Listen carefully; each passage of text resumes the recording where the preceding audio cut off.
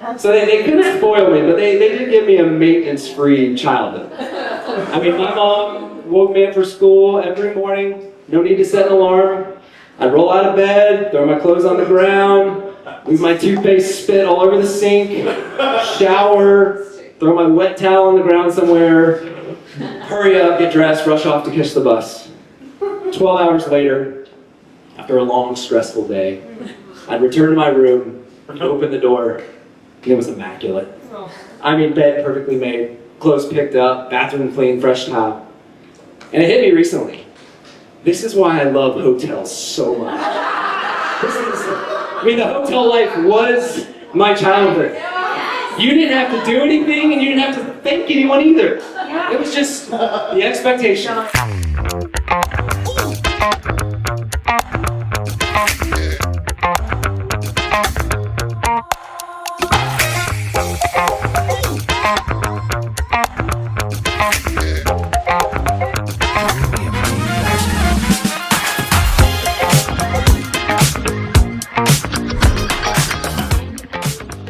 If life is a game, then 40 is like halftime, you know? And I don't know if you've ever played sports and kind of walked into the locker room after just getting rocked in the first half, right? Everybody's demoralized, feels like nothing was going right out there. That was me walking into my 40th birthday last year. I wasn't winning. For the first time in my life, I was applying for unemployment checks. So not great for the self-esteem. Like the online system was actually really confusing, so like, I don't even think I got all the money that I could have, which is just like salt in the wounds, like, hey, you can't find a job, and you can't figure this basic technology. Just didn't get all the money I could have gotten. Being unemployed when you really need and want to work, it's very hard. I mean, it takes a huge toll on your mental health, but nothing drove my self-worth lower than the vehicle that I was driving at this time of my life. I was driving a 2007 PT Cruiser. And just to like get on the same page, do we all know what a PT Cruiser is? Okay. We exaggerate things all the time to be like more funny or dramatic, but I'm not exaggerating when I say there is not a more embarrassing, dignity-destroying car than a PT Cruiser. It is the worst. People get mad just looking at it because it's so ugly. But then to drive it, I mean, its turn radius is worse than a school bus. You literally can't make a U-turn. That maneuver is just off the table. The buttons for the windows are not on each door like a normal car. No, they're bunched together in the middle dashboard. So it takes like a calculated effort to put the right window down. It's a terrible user experience. So why was I driving a PT Cruiser around my 40th birthday? Well, you see, I was actually supposed to buy my 16-year-old daughter her first car on the very same day that I was unexpectedly fired from my job. Yeah, it was. And so, in the whiplash of that surprise, I decided to call off this major purchase. My daughter would drive my car, and I would borrow my parents' old third vehicle, the PT Cruiser. This was a huge mistake. I don't care if you have to take a $1,000 car payment, $2,000 car payment. It doesn't matter. You take as much debt as you want, because being unemployed while also driving a PT Cruiser is truly too heavy a burden for any person to bear. If you're in a final interview, and you gotta bring that confidence and that energy, but you roll up to the office in a 2007 PT Cruiser, you think you're landing that job? I mean, if you're the boss, are you choosing the one that's driving the PT Cruiser? No, you're not.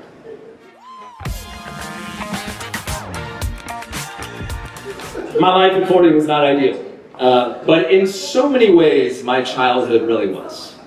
I had that early 90s childhood. You guys remember it? It was great, right? So nostalgic. I grew up in a perfect middle-class neighborhood. I mean, all my best friends lived on the same cul-de-sac. We rode our bikes everywhere. Friday nights was pizza and TGIF on ABC. You guys remember this? Oh, it's nothing better. You know, I was overhearing a friend of mine describing this idyllic time to someone later in life, and he grew up in the same town as me, and he's like, man, it was just the best. And all my friends lived in the neighborhood, we spent all summer at the pool, and my mom made the best poppy seed chicken. And I knew exactly what he was saying. Because you see, this golden era for millennials born in the mid-'80s was nourished and sustained by poppy seed chicken moms. They were Southern, Christian, stay at home, definitely no work outside the home, no side hustles, unless you count volunteering. They were ferocious volunteers, room mom, team mom, PTA president. Their husbands made a lot of money, so they had maximum time and disposable income to really make their kids' dreams come true. So when you took a bite of their poppy seed chicken, you could feel that Southern Christian love for their kids in the casserole itself. You would feel it on the toilet later too, because there's so much cream. Poppy seed chicken moms loved lactose, so much dairy. Poppy seed chicken moms, though, I hate to say this, but they are a dying breed. In another 20 or 30 years, they will be extinct. You see, no disrespect to today's moms, no disrespect, but it is different. First of all, I mean, most of you will never even have the chance to be a poppy seed chicken mom because your husbands don't make enough money. I mean, this is us. I mean, my poor wife Erin, I mean, she's going to be working into her 80s. That's not a joke. That's the most serious thing I've said so far. That's not a joke. I wish it was a joke. Feel bad. Even if you are lucky enough to be a stay-at-home mom, it's still different because of TikTok and Instagram. There are simply too many mental escapes and distractions. Because you see, the defining quality of a poppy seed chicken mom was the sheer amount of attention that they were able to give to their children. And that kind of attention is just simply not possible anymore. My mom was not a poppy seed chicken mom. My mom is amazing, but that's just not her. My mom was a kindergarten teacher for 35 years. She didn't like to cook, wasn't great at it, did it anyway. She was very structured, very loving. I remember one story when I was 15, and she was teaching me to drive, and we were in our Ford Taurus. You guys remember Ford Taurus? They used to be everywhere. Kind of like poppy seed chicken moms. You never see them anymore. So sad. But I'm driving, and my mom's in the passenger seat. We're like a mile from our house. I'm driving maybe 35 miles an hour. All of a sudden, a bunny rabbit just runs right into the road. And I'm a new driver. This has never happened yet, so I'm not quite sure what to do. My instincts kick in though. I don't swerve, I don't panic, I just stay straight in the lane. This rabbit looks up at me,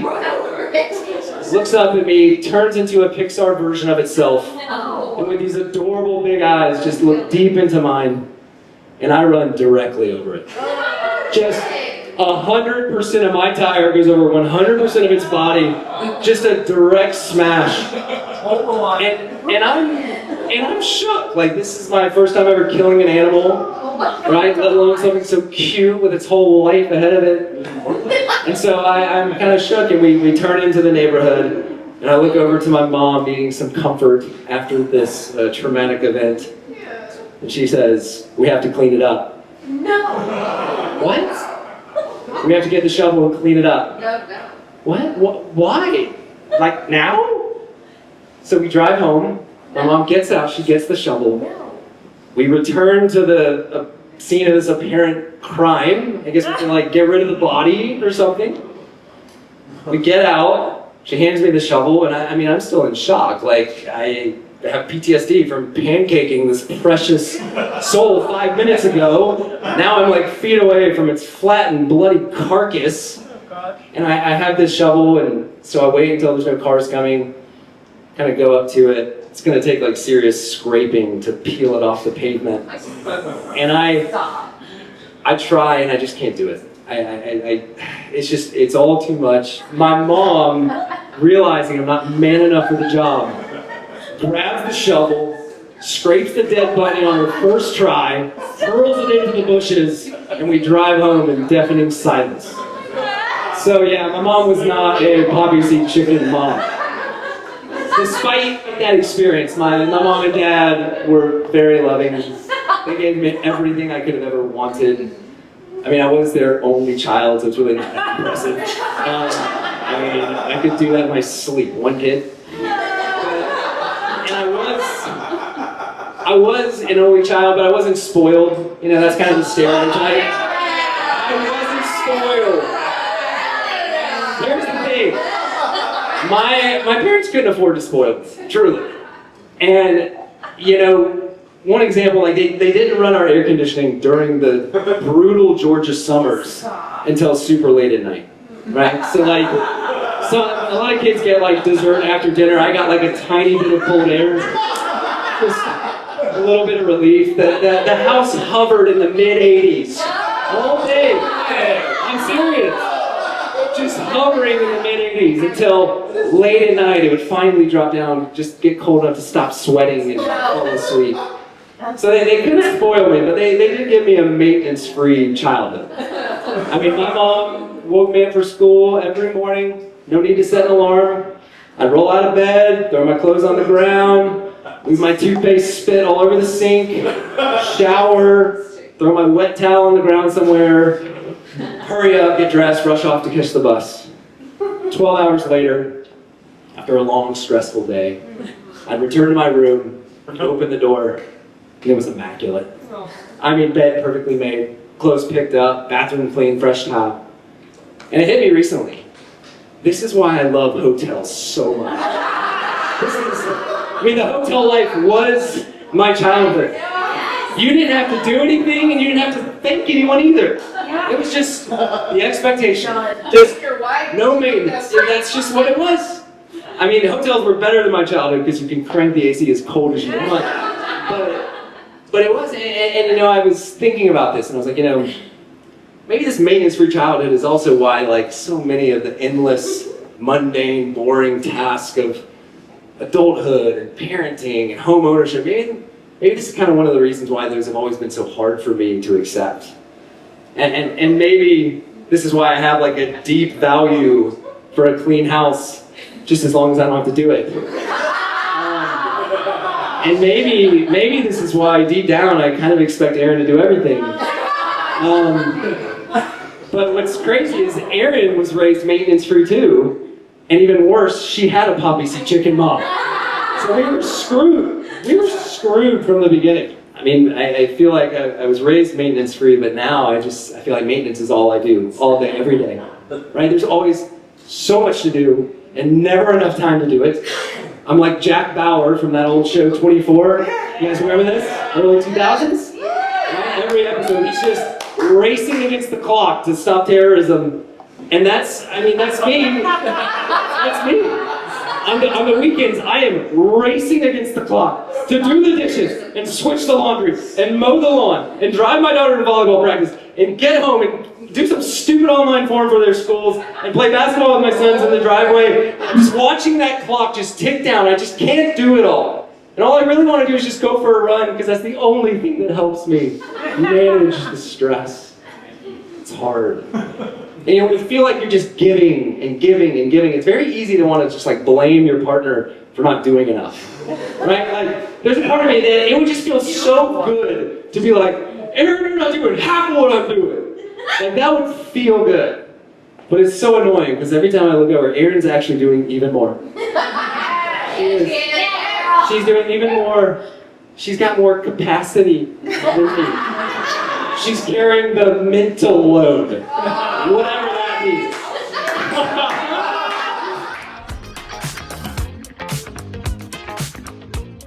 My actual 40th birthday was on a Monday. So I really couldn't catch a break. And because of that, we decided we had a family gathering on the Sunday before. My parents hosted a sweet party. There's no poppy seed chicken, but food was fine. But I was miserable. I was miserable all the time. I hadn't told my kids yet that I was unemployed, but I'd also forgotten to tell all the grandparents that the kids don't know, and so I'm just actively the whole party, my grandparents are gonna bring this up. And I mean, I should have told the kids a long time ago. Like, I didn't want to deal with the drama and the questions, and mostly just the shame and the embarrassment of it. So we made it through the party, and the secret was still intact, but once we got home, it just got crazy. I mean, fueled by the Sunday scaries and a lot of sugar from the party, I mean, my kids were going bonkers. They were in that dysregulated zone where they physically can't hear you yelling at them. It's like they all have the super nice audio canceled headphones, and just no matter what, they just can't listen. And I'm yelling, I'm asking them to stop roughhousing, just take showers, and probably feeling like, where's Erin? I shouldn't be doing this, it's my birthday. She's like over there doing taxes or something super boring. And so I eventually just give up. I just give up, they're not listening. Three short minutes later, I hear a massive thud, followed by screams coming from the landing of the stairs. One kid has pushed another down the steps, her kneecap is busted straight through the wall, creating a massive hole. And so with all the pent-up anger, disappointment, and self-hatred of not being where I should be at age 40, I unleashed a wrath. I mean, the fear of God filled their eyes. They are sprinting to the showers. I mean, how could they be so bad? This is my birthday. It's the hardest time of my life. But of course, they had no idea. If you're wondering, my daughter's knee was fine. Did I care? No. Did I ask her if she was okay? No. I was the victim. Nobody was going to steal that away from me. I had this ideal childhood, and it was actually a pretty perfect match for my personality. I've always been this kind of idealist, dreamer, creative introvert with no siblings to burst my bubble. And yet, since I was young, there's been this idealism, but it was always mixed with this real intensity, this achievement, this ambition, and really what took way too long to see or to recognize, but anxiety. And there were signs. There were always signs. I remember when I was in second grade, I was legitimately going bald because I was picking my hair out. Yeah. I would take these two fingers, I would get here and there and just rip it out. Just rip it out. I was starting to look like George Costanza walking around my school with that donut hole bald spot. And then thankfully my parents stepped in. They wanted to get to the root of the issue, so they made a call. We set up an appointment. I remember we went in, I sat on a big comfy chair. Nice man pulled out his razor and shaved my hair completely off. And it worked perfectly. Never picked my hair again. Now I was still full of anxiety, but whatever. Never picked the hair again. And then as a teenager, I was just obsessed with basketball. I mean, I practiced all the time. I remember one time my parents were so excited. They were so excited. They had gotten tickets to the Super Bowl. Now, we were very middle class, so this was a huge, like, once-in-a-lifetime opportunity. And I told them I couldn't go because I had basketball practice. Now, you can imagine their disappointment because they knew that by practice, I meant my personal practice in the driveway. This was not some important all-star team thing or travel team. No. I couldn't go to the Super Bowl because I had to be by myself doing drills from 7 to 9 p.m. So intense. And so long story short, I brought this idealism mixed with intensity into early adulthood. I met Erin in college. We started dating when I was 21. We got married when I was 23. We became parents when I was 25. And then by 29, we had 4 kids, 2 dogs, and a cat. Yeah! Whether conscious or not, I mean, I was building a life that was like the exact opposite of everything I had experienced as this introverted only child. You know, at first it's fine. I mean, frankly, like, you have a lot of energy and ambition and ego, and that gets you that carries you through the early years of raising little kids and building your career, and hopefully you find some early successes. I mean, I was quite intoxicated, maybe even addicted to kind of the chaos of progress and adding things and building things. But eventually for me, that ego, that ambition, that energy was like a limited resource. And it started to deplete. And like millions, I think the pandemic kind of magnified things that I was feeling inside. I called it midlife sadness. I listened to a lot of sad Coldplay, a lot of sad Taylor Swift. I was intentionally seeking out sad movies and sad art, and I felt oddly connected to it. I think one reason I was feeling so connected with the sad art is it was like validating this experience of kind of grappling with life had turned out to be so much harder than I thought it would be. And I like felt like a victim, like I felt like I was a victim of my younger self that had built this big ambitious life, and now my current self had to somehow figure out how to maintain it and pay for it. I was also grappling with the fact that in the last few years I had become lactose intolerant, allergic to soy. How do you avoid dairy? Like, everything has dairy. Everything has dairy. Now, as you can imagine, after I blew up on my kids on that night after the little birthday thing, I didn't sleep great. And not sleeping great was actually a very common occurrence this season of my life. I remember waking up at like 3 a.m. and just feeling suffocated with this feeling that I'm never gonna find a job. I'm never gonna find anything. And actually feeling like there is literally no place in the world for me. And I know what you're thinking, like, really? Like, no place in America for a white guy with uncommon good looks? I know, but it's really how I felt. Now, because I didn't sleep great, I overslept on the birthday morning. I immediately, like Jack Bauer, just behind, I'm seeing the clock ticking down. There's so much you gotta do to get these 3 little kids off to school. So I rushed to do all the things. We finally get out to the garage. One of my kids asked, "Dad, do we have to take the PT Loser?" Like, there's choices. What do you think, I got a whole fleet of other options out here? Oh, we can take the Lexus or the Tesla. Get in the car. So we get in the car, we start driving to school. And I feel so guilty about the blow up, but I just don't have any courage to bring it up. I certainly don't have the courage to apologize.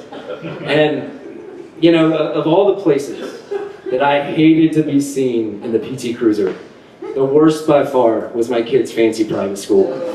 Oh, of course my kids didn't like it either. I mean, their embarrassment level certainly increased with their age. My poor middle school girl, I mean, the stakes were certainly the highest for her. Like, as we pulled in, she would physically lay down on the floor of the passenger seat. I mean, like she's fighting for her life in the bunkers of Normandy, just down there.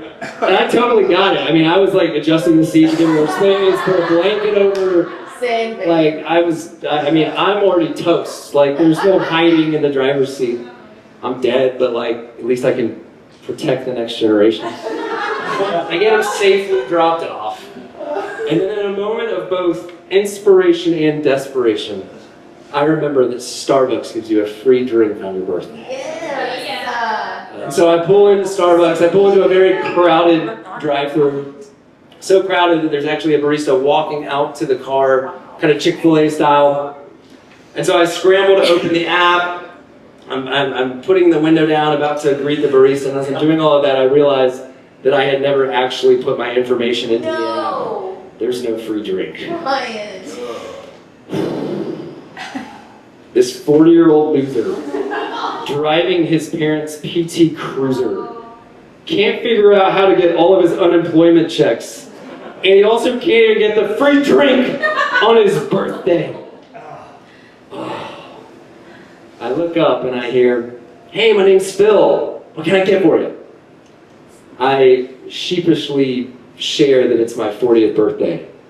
"Oh, that's awesome. Happy birthday. That's so great. I turned 40 last year, man. That's awesome." I then confess that I did not enter my information properly into the app. Because, he just stops me so quickly. Don't worry about it. It's your birthday. What do you want? We got you. Okay, I guess I'll take the grande Americano. He's like, yeah, we got you. Can I get you something to eat? Can I get you something to eat? Come on, it's your birthday. Seriously? Like you just offered me $1 million. Well, I guess I'll take a breakfast sandwich. And so we chat a little bit longer. We bond over the fact that we both have lots of kids. He wishes me one final happy birthday. I thank him for his kindness. And as I pull up, the tears just pour out. I mean, like the walls of an old dam just crashing down. I'm ugly crying in the drive-thru. And I just repeat out loud, thanks, Phil. Thanks, Phil. Thanks, Phil. I mean, I felt so worthless. But Phil gave me this gift of like genuine human presence. I mean, it felt kind of like salvation. Like it reminded me I wasn't alone in this like deeper spiritual kind of way. And so I pull up, I get my coffee, or I get my sandwich. I really don't know what to do. I mean, it's a Monday morning. My kids are at school, my wife's at work. I don't have a job. But I decide I'll go to a local park. And I go there, and I just had this like emotional release, but I still feel so low and disoriented. I'm walking around, time feels warped, like I'm just shuffling around like a zombie.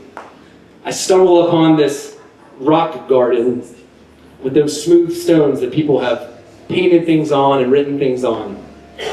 And I look at it, I'm like, I want a rock. I need a rock.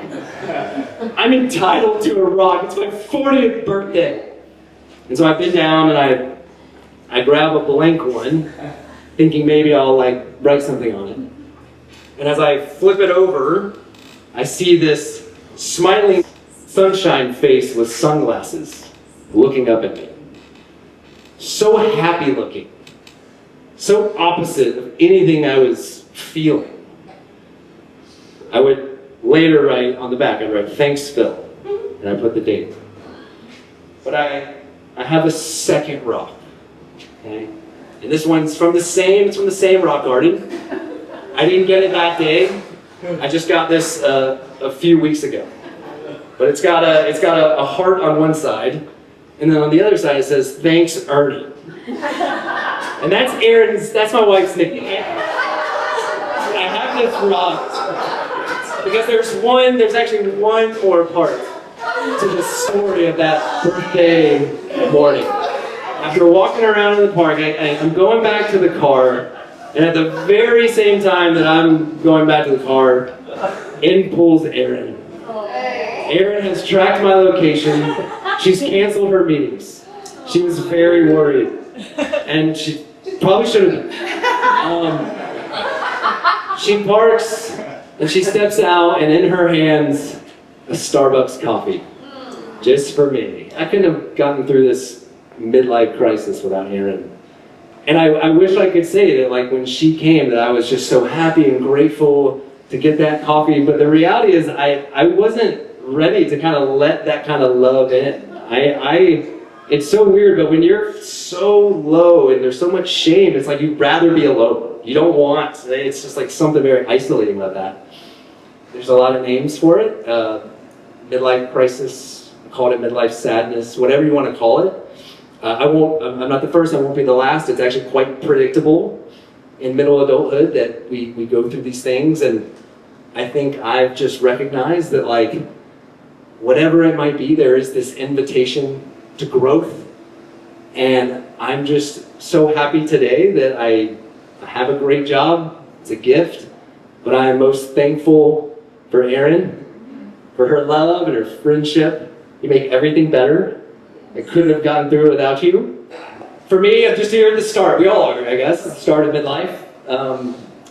I want to have new levels of awareness that can lead to new levels of acceptance and love, and can lead to more agency and showing up and being brave and caring for people, appreciating people better. That's what I'm going for. And I'm going to try to eat less dairy because than I do. It's just not fair to anybody, and especially women. So, thank you, everybody. Thank you for being here. So good.